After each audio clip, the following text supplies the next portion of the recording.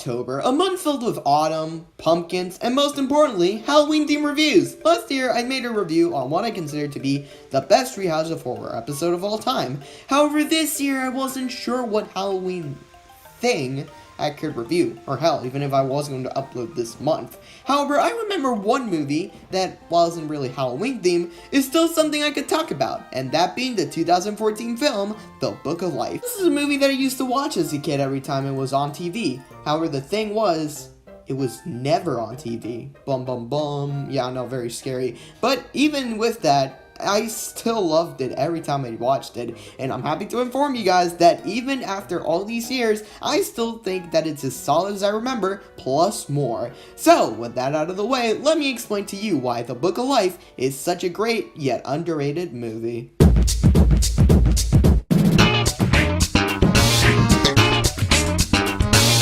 Life is a 2014 American 3D computer-animated musical fantasy comedy film produced by 20th Century Fox Animation and Real FX Animation Studios, who you might know for creating the Thanksgiving movie Freebird. Have you haven't heard of that name in years, huh? And the movie was directed by the fucking GOAT himself, Jorge Gutierrez. And if you don't know who Mr. Gutierrez is, well, I don't know what to tell you, but your ass better be ashamed of yourself. But even if his name doesn't ring a bell, maybe his work will, because he single-handedly created the best animated Mexican action comedy, that being none other than...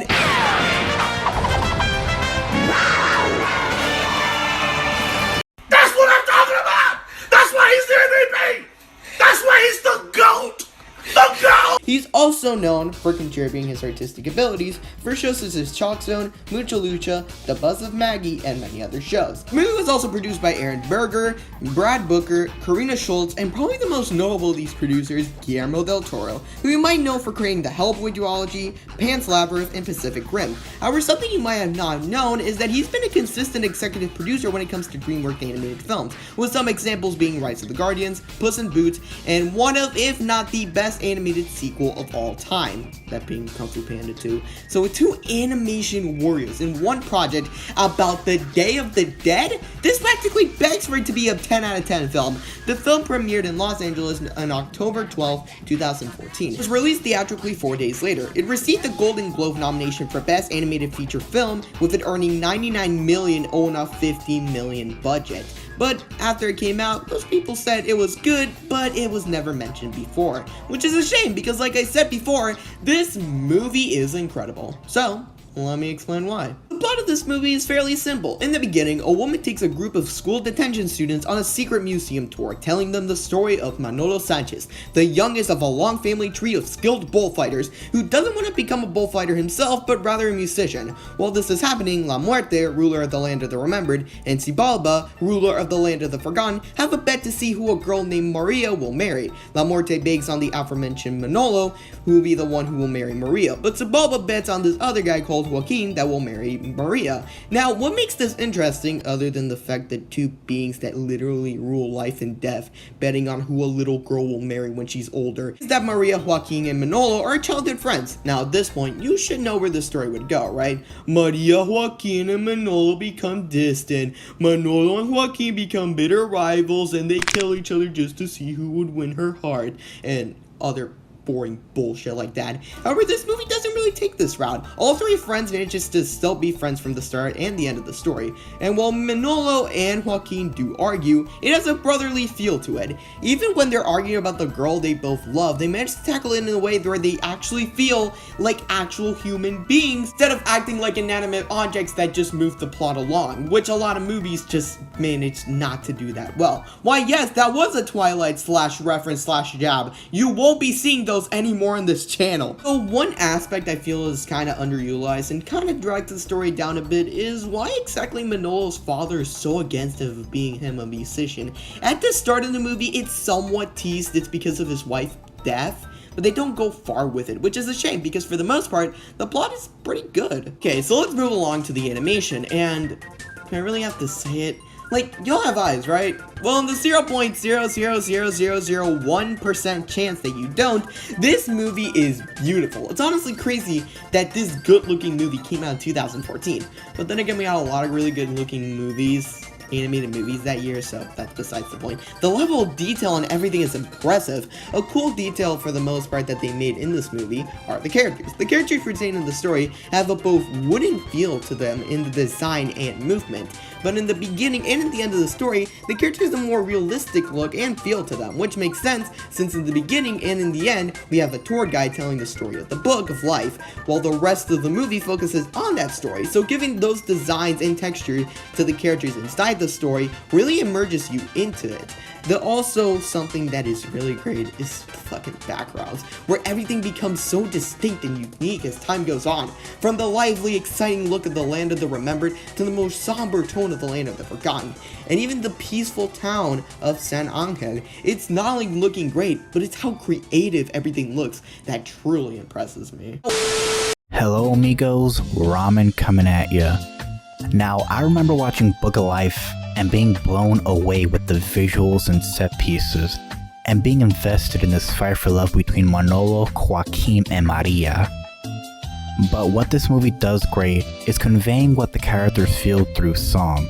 My favorite song is definitely the first song that opens the entire movie, I Will Wait For You. In the song we see how different Manolo and Joaquin's life is while they're growing up. Joaquin is trained to be a warrior and joins the military, and Manolo becomes a bullfighter and has a passion for music. But no matter how old Manolo and Joaquin get, they still keep their promise and wait for Maria. Manolo carries his guitar everywhere he goes. Manolo's guitar is heard and used throughout the most emotional parts in this movie. It gives this movie sort of this acoustic feel, and it makes it feel more genuine, as the songs are pretty good and it makes you feel for what the character is going through.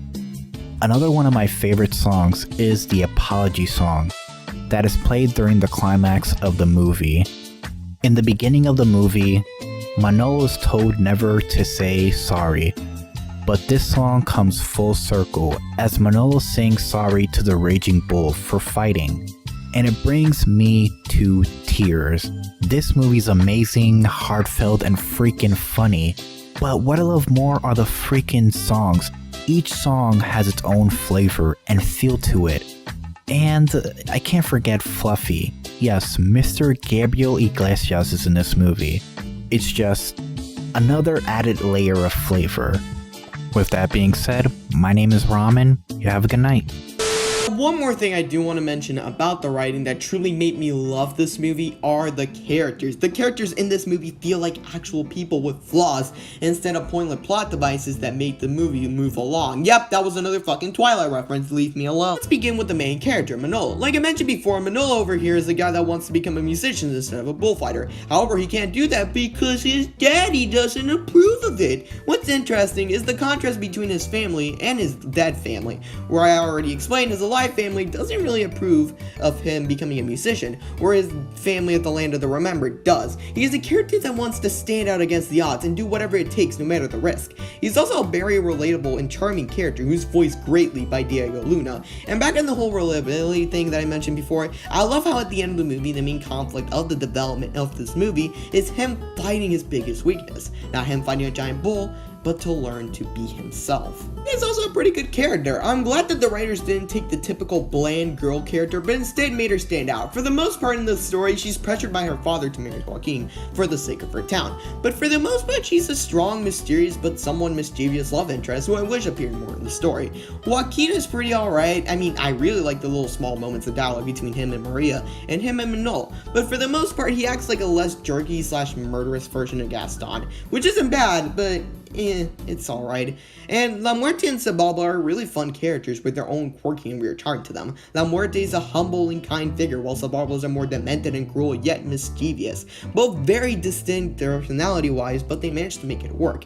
Then we have the other secondary characters in the story, like the townspeople, the mayor, Manolo's family, and the main antagonist of the movie, which for the most part was probably the most forgettable part of the movie. But the rest of the characters managed to have their own time in the spotlight and not make the movie seem overcrowded. So yeah, the characters in this movie are both likable and have a very sense of personality to them. I enjoyed them for the most part, and they didn't make me want to hate the movie, so that's a plus. What's good, y'all? It's your boy Kang of BigBruhToons, and I just gotta say, The Book of Life is an amazing and incredibly underrated gem of a movie. Directed by Jorge R. Gutierrez, the GOAT of El Tigre fame. This is something I never would have expected. My childhood favorite cartoon creator making his directorial debut in a cinematic feature such as this. Honestly, it does not disappoint with how good this movie is. From the animation, the story, the characters, and the songs especially. Like from Manolo, they're fire, bro.